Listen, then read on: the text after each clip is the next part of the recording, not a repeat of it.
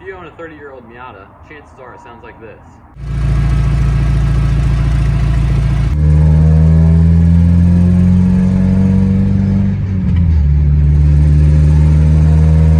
And I'm sure, just like me, you're sick and tired of it. Every time you go to pass somebody, they give you a dirty look because they think they're about to get passed by a weed whacker. But the good news is there's a fairly simple and free way to fix it. There's already a few videos on YouTube of how to do it, but they didn't seem very organized and kind of hard to follow, so I figured I'd make one since I was going to be doing it anyways. It doesn't really require any special tools and pretty much just basic mechanical skills, so almost anyone would be able to do it. There are a few very important steps to follow though, so make sure you don't miss anything. Before working in the engine bay, I usually like to remove the hood.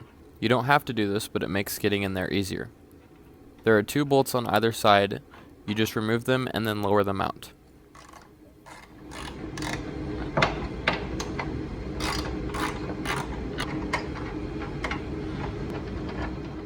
It is easier to do this with a friend, but the Miata hood is small and light enough that you can probably do it yourself. Just put the prop down, lift the hood, and move it to somewhere safe. I usually like to do it on top of the car, but if you do this, be sure that you're careful not to damage the soft top.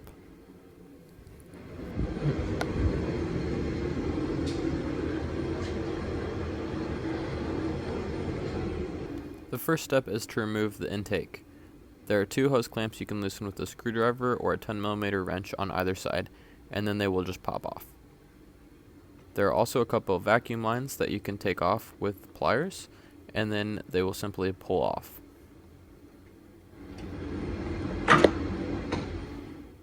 You can remove the upper radiator tube if you'd like to make this easier to pull out, but I was able to remove it without having to take that off. Next we will have to remove the front timing cover. There are just 4 bolts that hold this in, and then the timing cover pulls off.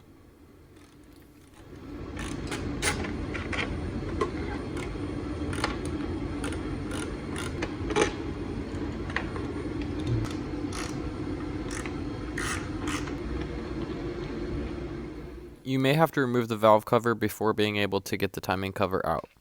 To do this, you have to undo the PCV valve, which is just a hose clamp, or you can pull it out of the valve cover. You have to remove all of your coil wires.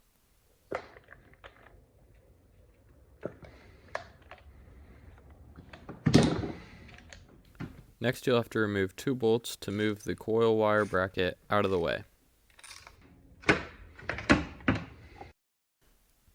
Before removing the valve cover, inspect along the edge to see if there's any oil leaking.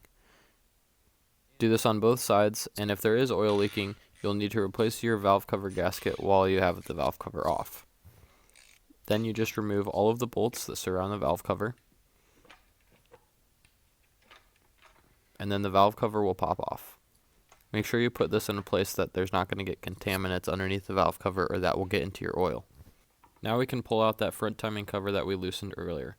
There's a small seal on the bottom, so if that comes off, make sure you pull that out too. Next, there is a lower timing cover that will also have to be removed. There's just a couple of bolts holding this in, and then you can pull that out as well. Now we will have to move the timing belt to get it off of the cam gears so that we can remove the camshafts. The tensioner pulley has a spring attached to it. You'll have to both loosen the 14mm bolt on the front of the pulley and also remove the spring. You should then be able to slide the belt off of both cam gears. I used a pair of vice grips to pinch the belt so that it would stay out of the way while I was still working.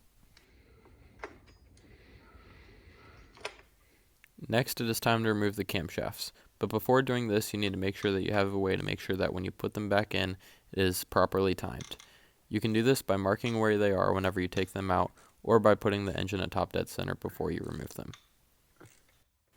It's also important that whenever you remove them, you do it in the right process to avoid warping the camshafts. The picture on the screen shows the order that you should loosen these in.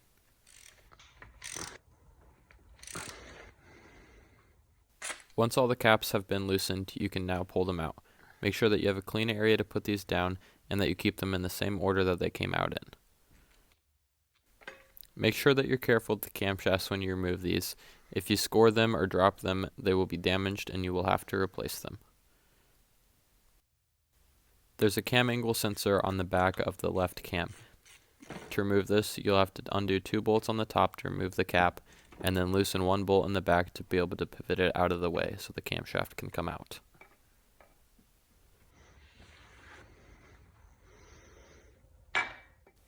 You can now remove it, again being careful that you do not damage it. Now you'll be able to see the lifters. I used a magnet to pull these out because I couldn't grip them with my hand. You might be able to take them out by hand. Notice that the hydraulic lifter is very hard to push, and on most of them are completely seized. This is what is causing the ticking noise. I used a pair of vice grips to pull these apart. Make sure you don't lose any pieces. Pulling them apart is how we will get all of the old oil out to clean them and put them back together. Inside each cap is a little plunger that has 2 pieces and a spring inside. These will also have to be removed for each lifter.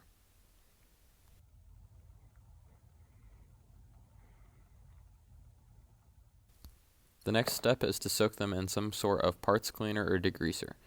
I just used water and Dawn dish detergent. Be sure to soak all parts of the lifters and to make sure that you get all of the old oil out before taking them out of the degreaser.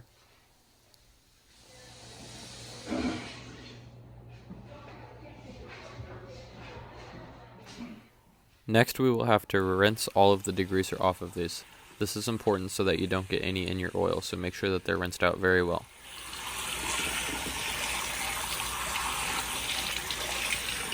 Once they've been rinsed, reassemble them the way you took them apart.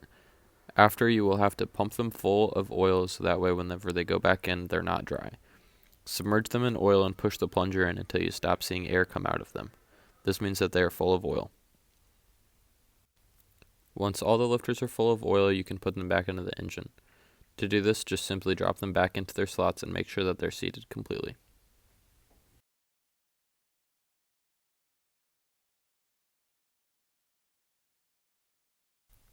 With your fresh lifters, it's time to reassemble the engine. First, we'll start off with the camshafts. Put your camshaft in carefully, making sure not to score it or damage it. Make sure you put all of the caps for the camshaft back on in the order that they came out. There's again a process for tightening them as there was for loosening them, but we'll get to that later. While you have this much of your engine taken apart, it's a good idea to go ahead and replace your front cam seals. Just take off your cam gear and pull the rubber seal out by hand. They're only a few dollars at the parts store, and this is a well-known failure point for Miatas, so you might as well replace them while you're there. These are just a circular rubber seal that goes on the end of the camshaft. It'll have a metal spring inside of it. When you're reinstalling the new one, make sure to put oil on it so that it slips over the camshaft without bending over itself. Slip it on carefully, again making sure that it doesn't bend on over itself, otherwise it'll start to leak oil. Once it's in place, put your cam gear back on and tighten the cam gear bolt.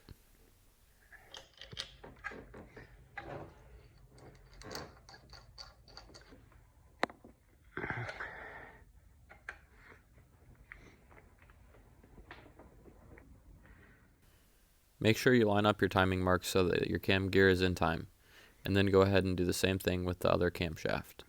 This one has the cam angle sensor, so make sure that you put that back in properly in the back of the camshaft as well. The caps go in the same order you removed them. Just like removing the caps, there's a process for putting these back on. Make sure you do it in the specific order and tighten these bolts to the specific torque specs so that there's no unnecessary wear on the camshafts. Putting the timing belt back on might be the trickiest part of the whole process. Double check that your camshaft's timing marks are lined up so that your engine is timed, and then slip the belt over both tops of the cam gears without worrying about getting it on the tensioner.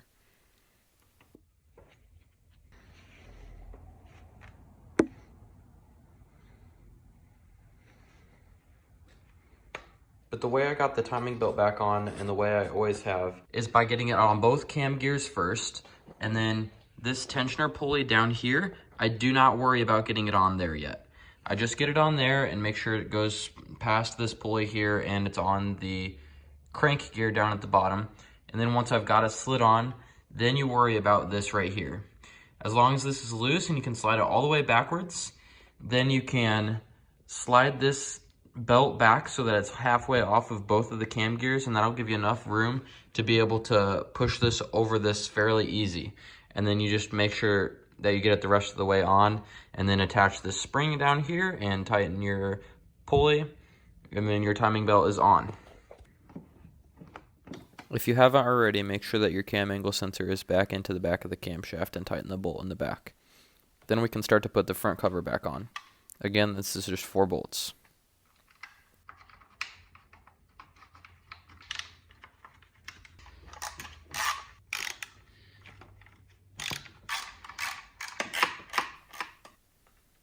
Now we can go ahead and put the valve cover back on. Make sure it's in place, and then put your PCV valve back in place, and then you'll have to go around tightening all of the bolts. Now we can go ahead and slip our intake back in. Again, this just goes on with 2 hose clamps, and then there's a few vacuum lines that you have to plug back in and put the clips back over.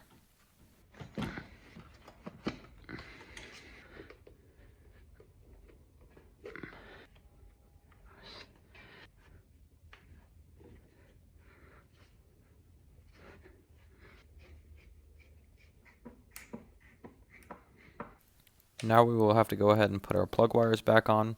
I'll put a picture on the screen so you can see that the firing order that they go in, so you make sure you put the right wire back into the right hole.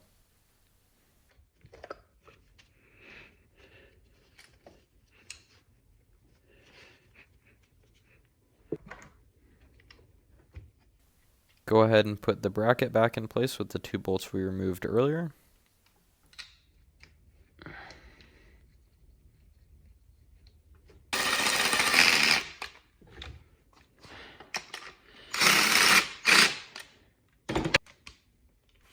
Double check that you've put everything back properly and that everything is tight, and then you'll be ready to start it.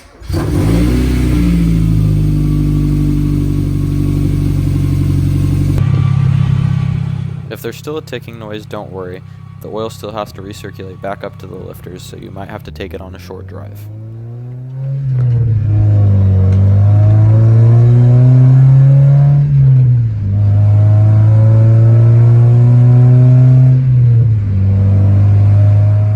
If you still have your tick after a long drive, then you can also try changing your oil.